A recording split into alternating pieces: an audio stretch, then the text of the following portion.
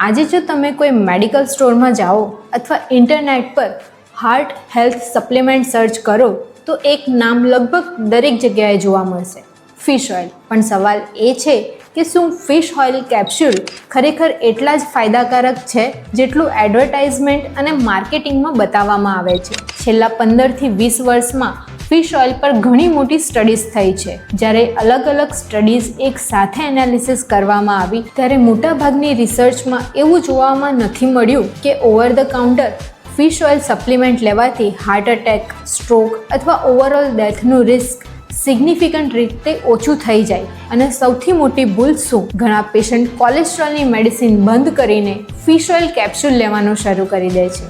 આ ખૂબ જોખમી નિર્ણય બની શકે છે. હાર્ટને પ્રોટેક્ટ કરવાનું સૌથી મોટું સિક્રેટ કોઈ એક કેપ્સ્યુલમાં નથી, પણ જો રોજની સાચી લાઇફસ્ટાઇલ અને એવિડન્સ બેઝડ ટ્રીટમેન્ટમાં છુપાયેલું હોય છે.